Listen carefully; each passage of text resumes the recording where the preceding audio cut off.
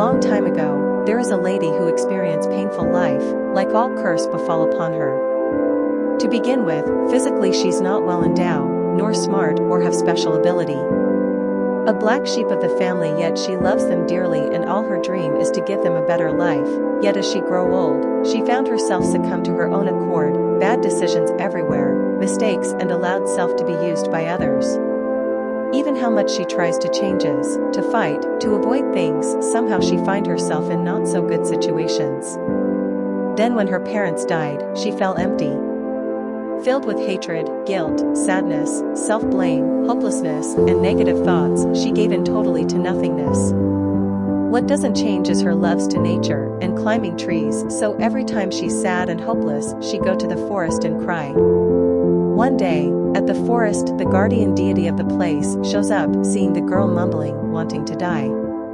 The girl, seeing the deity before her floating and sparkling, didn't even react.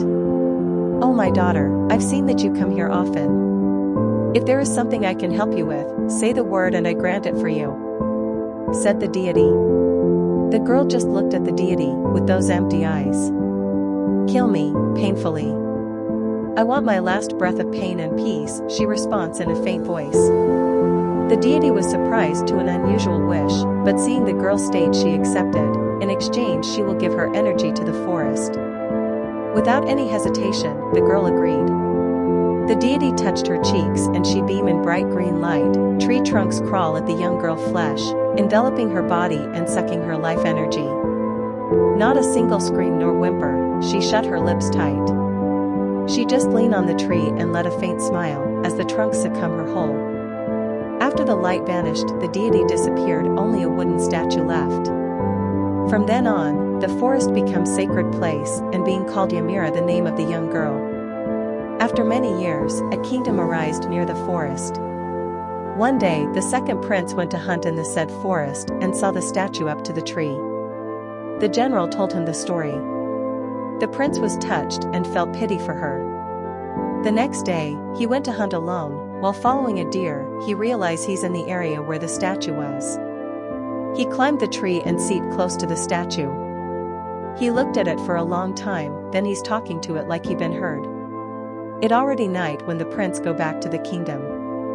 Without realizing, he always go to the forest to visit the statue, intrigued about her and the whole story. One time, a problem arose, which the forest was endangered becoming a refugee home, so the prince decided to help finding a place where the people affected by the war can move into. He take the journey to the east and he found a village and met Lacey, a beautiful young lady with a beautiful voice. The first time he heard her singing for kids on the village, he was mesmerized by her. After the performance he approached her. At the end they often meet each other, so they become close. He take her with him, back to the kingdom to join the kingdom musical after he succeeded finding a suitable place with the help of the lady. He visited the statue when he arrived and told what happened to his journey and about Lacey till night. The place began to get dark and star began to show up in the night sky. Only the bright full moon lighting the place. While the prince thinking deep looking to the dark, the statue suddenly gave a bright light making him close his eyes, and when he opened them he saw a girl. The statue turned back to human girl. They were both surprised, but be able to calm down and talk. The prince went home and told what happened to Lacey and to his family, and wanted them to meet Ymira, who insist on staying in the forest. The next day, Lacey went to the forest with the prince. He introduced them to each other. Not long enough the three became friends. 6 months later, the queen talked to his son about his upcoming marriage, and she gave him an option to choose between Lacey and Ymira, who she thought are beautiful and nice ladies, but also see that his son likes them. So when a ball held in the palace, he invited the two of them, but Ymira refused to attend.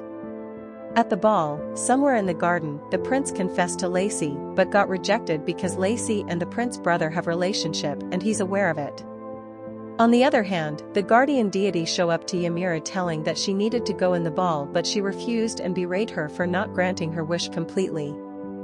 However, the deity takes pity on her and gave her another chance and convinced her to attend the ball.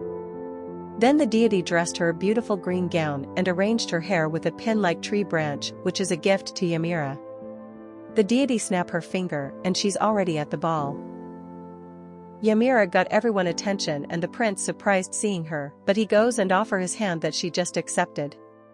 After the ball, while they are alone the prince confessed, but Ymira refused, telling that she is not worthy for him, adding that he doesn't love her and only felt pitiful of her. She also know that Lacey is the one he really love. She excused herself before leaving back to the forest. The prince didn't follow her and was surprised and confused. The next day the prince decided to talk to her, but she's nowhere to found in the forest. On the other hand, Ymira kidnapped by two men and burned the forest. She heard from one of the kidnappers that they saw a man looking for her. She already deduced it was the prince, probably came to talk about what happened. She got mad, endangering animals and people by setting the forest on fire. Without realizing she fight the two men and escaped, she run deep into the forest, not minding the fire that's spreading fast. While running, she realized that there no other choice. She grabbed the branch hairpin gave by the deity, stopped and stabbed herself. Her body light up as everything around her seeping her energy. Not too long the forest lit up, then the once ash forest come back to its original state, more vibrant. The prince wake up, and curious what has happened. He remember the forest was on fire but seen nothing happens, also his injury healed. Then he remembered Ymira. He looked and found her near the river, but she disappeared in the thin air before she could even reach her. His eyes began to fade as tears began to fall. Days passed, he always back to the forest, checking if Ymira returns even as a statue, but there's nothing. Sometimes Lacey go with him and his family is supporting him. He love Ymira, may not the greatest love, but he's sure it's out of pity. He was sorry that they didn't even talk, and he blamed himself for not running after her that time. One day, the prince is nowhere to be found, no letter, no words. He just went out to have a walk but never return. They searched the whole country, especially the forest, but found nothing. They only knew is that a farmer saw him enter the forest, and that's the end of it. What do you think happened to the prince?